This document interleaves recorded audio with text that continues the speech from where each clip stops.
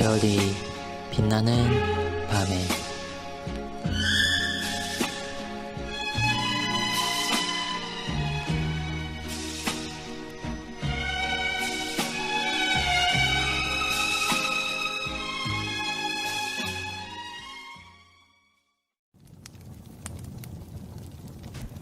시편을 노래하는 것에 관하여 본문은 43일차를 참고하시기 바랍니다.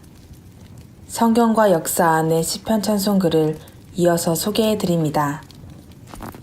이런 위치에서 비영감적 찬송을 지지하는 자들은 제가 지금까지 에베소서 5장 19절 그리고 골로새서 3장 16절을 생각하지 않았다라고 주장할 것입니다. 비영감적 찬송 부르기 전통에서 생겨난 이러한 성경 구절은 오히려 제가 애초에 견지했던 주장을 지지해주는 것들입니다.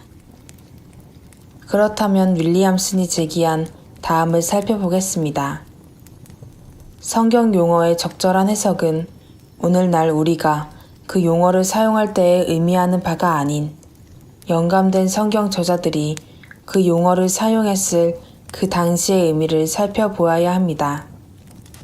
그리고 이러한 방식이 시편과 이것을 대체했던 용어인 찬송과 노래들의 의미를 추론하는 데 적용됩니다. 사실인즉 이 세 가지의 용어들이 구약 성경의 시편 찬송을 의미했던 다양한 용어로 성경에서 사용되어졌다는 것입니다.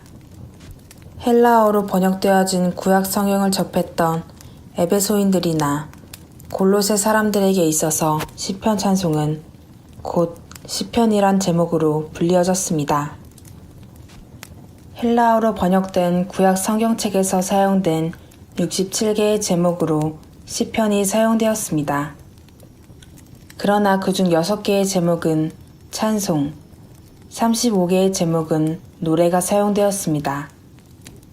더욱 중요한 것으로 시편과 노래가 함께 사용된 경우가 12개, 시편과 찬송이 같이 사용된 경우가 2개나 있습니다.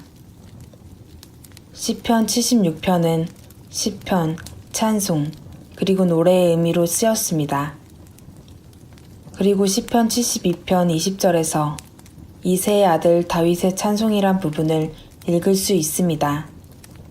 환원하면 사도가 시편 찬송을 말할 때는 그가 찬송이나 노래를 말하기보다는 시편을 의미했다라는 사실을 더 이상 생각해 볼 필요가 없어진 것입니다. 왜냐하면 이 세 가지 용어가 시편 찬송을 의미했다는 단순한 이유 때문입니다. 우리들은 시편 찬송이 아닌 찬송이나 노래라는 용어들을 사용하는데 익숙해져 있습니다.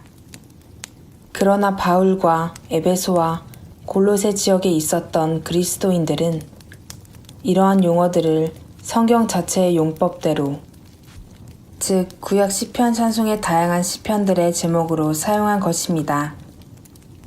우리에게 그것은 매우 낯설거나 심지어 불필요하게 보이지만 성령 하나님께서는 자신의 영감된 곡들을 기술하기 위해 다양한 제목들을 사용하셨습니다.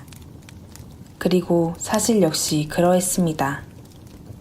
성령 하나님께서 그의 명령과 규례와 법도를 신명기 30장 16절에서 그리고 권능과 기사와 표적을 사도행전 2장 22절에서 말씀하신 것처럼 그는 시편과 찬송과 노래를 말씀하신 것입니다.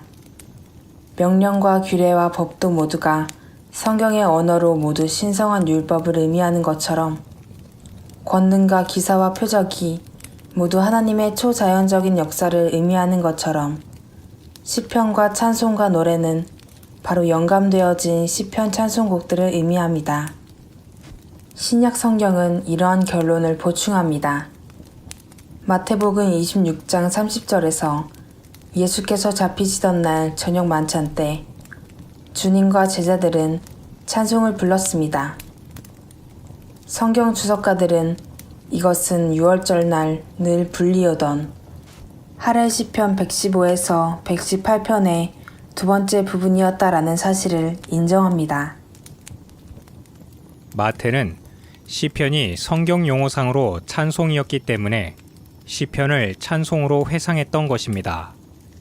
동일한 측면이 히브리서 2장 12절에 인용한 구절에서 나타나는데 구약이 시편과 찬송 사이에 구분을 두지 않았기 때문에 헬라어 찬송은 바로 시편 찬송을 의미하는 것이었습니다. 그러나 성경에서 시편이 찬송으로, 찬송이 시편으로 사용되었다면 왜 우리는 그것을 굳이 구분지어야만 할까요? 만약 사도가 성경적인 의미에서 성경적 언어를 사용했다는 점을 인정한다면 성경에서 영감된 시편을 찬송으로 표현하였기 때문에 사도가 비영감적 찬송이란 말을 골로새서 3장 16절과 에베소서 5장 19절에서 사용했다고 생각할 이유가 하나도 없습니다. 게다가 이 구절에 관련된 윌리엄슨의 설명을 인정하지 않는 것은 몇 가지 중요한 문제를 야기시킵니다. 위에서 언급된 구절이 쓰여진 시기 동안 비영감적 찬송이 존재했다는 어떠한 증거도 없음을 이미 살펴보았습니다. 오직 영감된 시편 찬송만이 그 당시 공예배 시에 사용되었습니다. 그리고 어느 곳에서도 이미 존재하는 신령한 시편 찬송을 무시하고 부가적인 찬송을 만들도록 명한 성경 구절이 없다는 것입니다. 그렇다면 규범적 예배 원리에 오류가 있다는 것인가요? 우리는 그렇게 생각하지 않습니다. 만약 위 구절이 그들이 주장하는 대로 이해됐다면 초대교회들에 의해서 지어진 새로운 노래들이 왜 없단 말인가요? 사도들 자신들도 우리가 알고 있는 대로 영감적 찬송이나 비영감적 찬송을 만들지 않았습니다.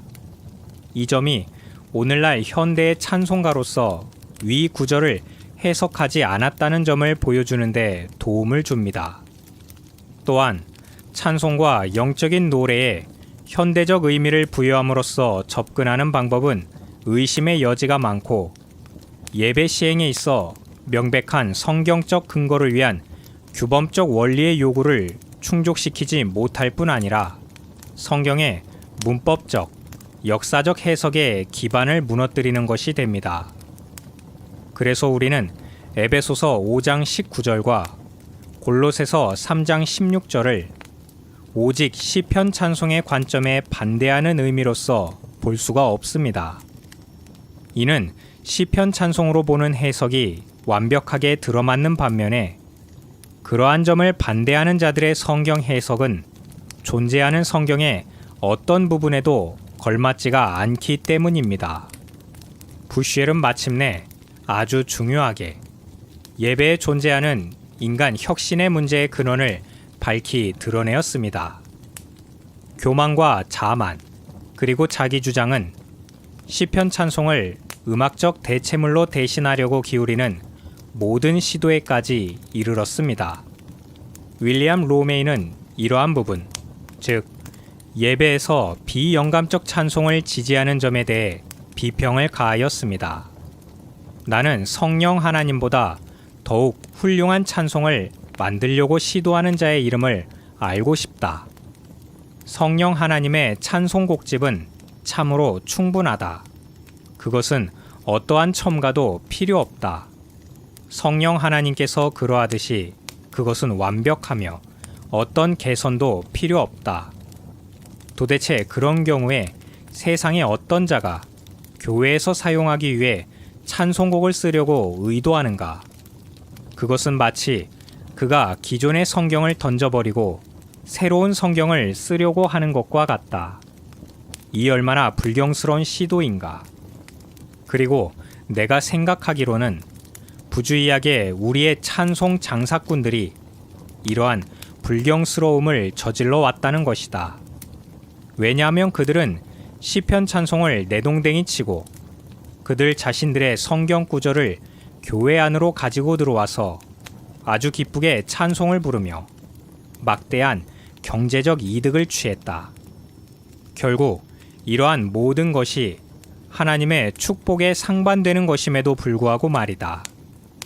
따라서 우리는 시편 찬송의 충분성과 신적인 기원이 그 자체로 예배에서 오직 시편 찬송의 사용을 위한 적절한 논쟁에 부과되어 있음을 본다. 우리가 앞에서 여러 번 지적했듯이 성경이 예배 중에 권위 있게 읽혀지듯이 동일한 범주 안에서 영감적 시편이 성경에 기록되어 있다는 그 사실로 말미암아 예배 시 불려져야 할 노래로 자리해야 한다.